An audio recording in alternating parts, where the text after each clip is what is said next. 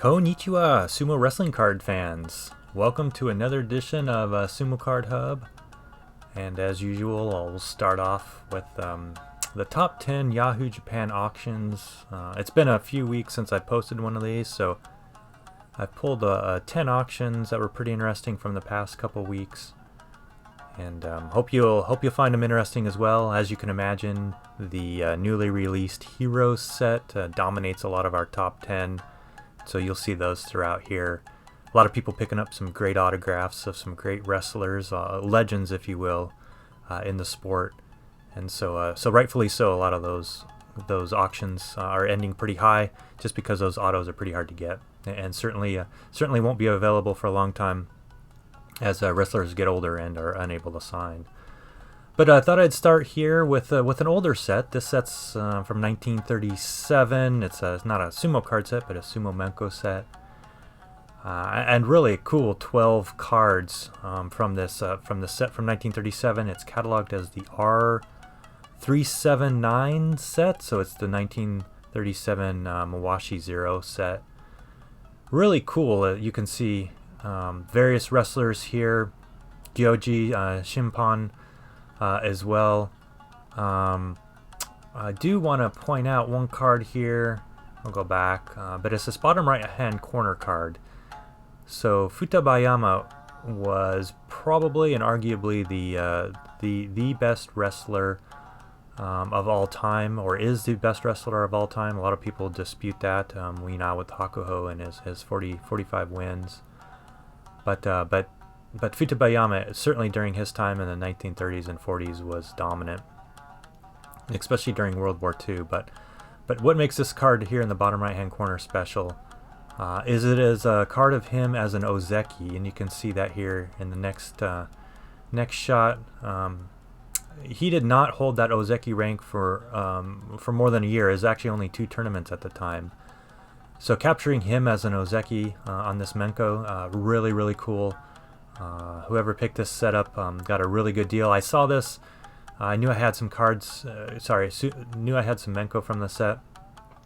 I didn't end up bidding on it, but you can see it went for fairly cheap, about 45 or so US dollars, with only one bid. But grabbing that Futabayama card as an Ozeki is just amazing.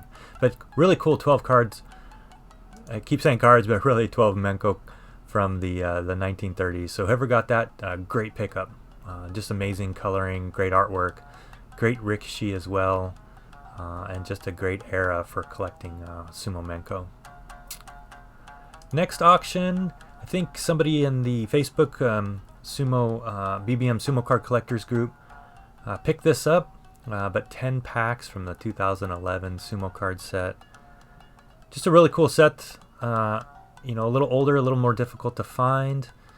But for about, 55 US dollars, couple bids on this, just a great pickup, and great overall set. Some early, I guess, if you will, Hakuho cards. Certainly he'd been around for a while, but some of his younger Yokozuna cards in here, and I think this actually has Asashoryu's retirement card back in the 2011 in 10 time frame. Sumo cards were only printed once a year, right? One annual release. It was 99 cards at the time. A little bland. It was certainly all base and no inserts. And so if you missed any major changes during that time, especially on the Banzuke, you didn't really capture that until the following year. So Asashodu forced out of the Nihon Sumo Kyokai in 2010, and BBM wasn't able to pick up his retirement card until 2011, which actually really surprised they even made a retirement card of him, kind of given the circumstances he left. But really cool. Congratulations. $55 will be a fun rip, and should be able to get a majority of the set, I would think, at least probably 50% or so with these cards. So great pickup. The next one, as I'd mentioned before, beginning of our Heroes sets here, Musashi Maru, one of the great Hawaiian Yokozuna of the 90s. And so somebody was able to pick this up fairly cheap, 7,200 yen or so, about $68 or $69. But Musashi Maru, always a very popular wrestler, very friendly And so you'll see, I think, another one here as well. So Musashi Maru getting picked up here in the Hero set. The next one, here it is, Musashi Maru, his 2016 Masterpiece autograph. And so you can see somebody pick that up, card number 7 of 90. And so again, just another great pickup of Musashi Maru. Imagine gaining some popularity now that the Hero set is released. And so a lot of these legends that people might not have heard of, or really just kind of maybe rediscovering, possibly getting popular again. So you'll start seeing potentially some of their older autographs starting to pick up some steam and go in for some good prices. So congratulations, about $90 US, whoever picked that 2016 Masterpiece setup or card up. Next one, another Hero set, Kaio. Kaio, just an extremely popular rikishi, Ozeki. I think possibly a record amount of time as an Ozeki, but Kaio, just a fan favorite. So you can see here, about 105 or so US dollars, 100 US dollars. A lot of action on this one, 14 bids. Looks like card number 46 of 85. And so, yeah, just a great looking Kaio card from this year's Hero set. So congratulations, whoever picked that one up. Next one is another Heroes card, Kakuryu. This one went for about 110 US dollars, one bid. And so, again, a lot of action on. If you go to Yahoo Japan Auctions, just a ton of action on the autos from the Hero set. A lot of people are started opening, obviously, those boxes here in the United States and outside of Japan, but certainly tons of them popping up in Japan as a lot of people are trying to cash in on the popularity of sumo cards, and especially some of these older wrestlers. This next auction went for about 125 US dollars, 15 bids, and what this is the 2001 entire base set of the BBM regular version set. 153 cards in that, so whoever picked this up got the entire run here. This is a popular set. It's got some cool autographs in it. Musoyama.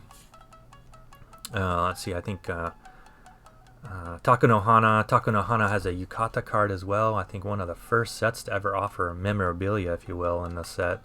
And especially on a card. This auction didn't include those. At least it doesn't appear to me that it did. But yeah, tougher to find these older sets now, especially complete ones. But popularity of sumo was really starting to trail off in the early 2000s, and by I think it was 2004, the BBM even stopped putting any special inserts in the cards.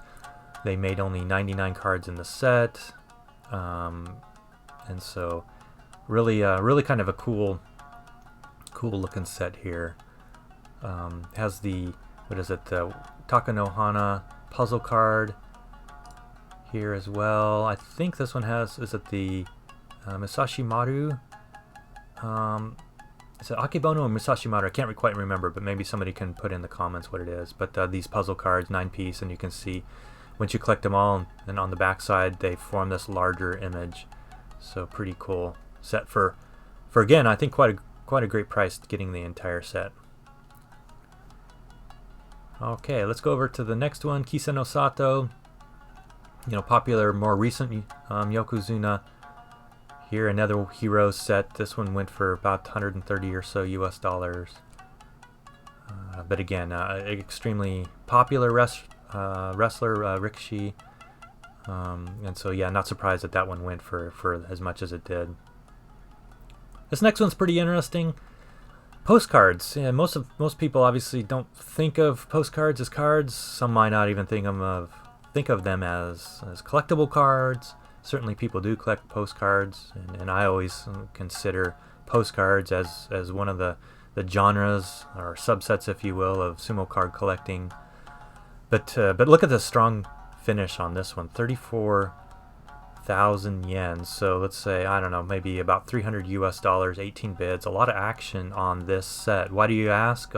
think one of the big reasons is you can see here the Futabayama card. You know, a lot of cards from the 1930s and 1940s of Futabayama are really popular, really strong. So anytime they pop up, especially some more of these harder to find sets, and especially this postcard set, those goes for a strong price. We've got Onishiki up here in the top middle. I'll kind of scroll down and show you some closer up images. I think this is a Nayaro Iwa. He was an Ozeki in the 30s and 40s, I believe. In fact, he dropped out of Ozeki-hood for a little bit and then came back for a couple tournaments and totally wasn't able to perform as an Ozeki, and then dropped back down to the lower ranks. But kind of a cool postcard. Never seen this image for sure. Here's an image. I don't quite know who this Rikishi is. What is this game? Is it Go? I can't quite remember. Maybe somebody can point me or comment in the comment below on what actual game this is. But really kind of interesting postcard. You can see Futabayama, just a great image of him. Just a lot of really cool things. You can see sandals, some Rikishi in the background. Here's Onishiki, and I don't quite know who these two Rikishi are, or this bottom one, although he does look familiar. I had to go back into my archives to figure out which ones they are, but just a really cool 7-card postcard set at a really strong price. So just wanted to highlight that one and make sure you can give some of those older cards a little bit of love here in the top 10. And then the last one is the strongest one that finished over the past couple weeks. Here is Takanohana's 2016 Masterpiece Auto, similar to the Masashi Maru we saw earlier on. This one went for 37,000 yen, so about 350 or so US dollars. But again, as I think the hero sets have come out, some of these older autographs are going to start picking up some steam. Just as like I was saying, as some of these older popular Rikishi now come back into the limelight with the release of Heroes. So yeah, there you go. There you have it, our top 10 for the past couple weeks. And hopefully some folks from the Facebook BBM Sumo Card Collectors group picked some of these up. If you did, certainly comment below. Certainly comment on Facebook. Let me know who did. And I'd love to point you out. So thanks for tuning in.